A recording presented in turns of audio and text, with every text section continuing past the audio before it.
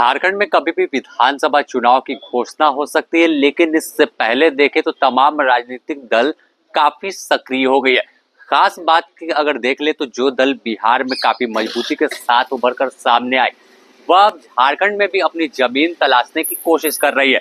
इसी कड़ी में अगर बात करें तो तमाम केंद्रीय नेताओं का दौरा झारखंड में जारी है और कह सकते हैं कि राजनीतिक सेंटर पॉइंट झारखंड बन गया है, क्योंकि हाल में ही यहाँ चुनाव होने वाला है। अगर देखें तो जो लोक जनशक्ति पार्टी रामविलास है, उसके राष्ट्रीय अध्यक्ष चिराग पासवान भी लगातार झारखंड दौरा कर रहे हैं। पिछले 15 दिनों में दोबारा से इनका दौरा है और कई जनसभा जो है वो संबोधित करेंगे।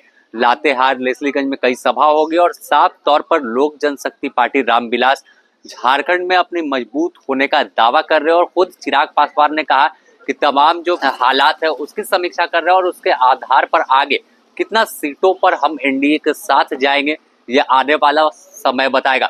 लेकिन एक बात भी उन्होंने कही कि अगर गठबंधन में किसी तरह की कोई ये होती है, तालमेल नहीं बैठ पाता है, तो जो प्रदेश नेतृत्व है यानी प्रदेश अध्यक्ष जो है वीरेंद्र प्रधान है, वो निर्णय लेंगे कि क्या एनडीए फोल्डर के साथ चुनाव लड़ेंगे या फिर अलग रास्ते पर चलकर चुनावी मैदान में उतरेंगे। आपको सुनाते हैं क्या कुछ कहा चिराग पासवान ने। वर्षों में दी गई जिस तरीके से पार्टी का जनाधार बढ़ा है, अलग अलग क्षेत्रों में हमारे कार्यक्रम भी आयोजित किए गए हैं। आज भी हम लोग लातेहार, पलामू में हम लोग के कार्यक्रम है। आगामी 29 तारीख को है, अगली 6 तारीख को है। चुनाव की दृष्टि से ये फैसला हमारी राज्य इकाई को करना है कि गठबंधन के तहत चुनाव लड़ने का फैसला है या फिर अकेले।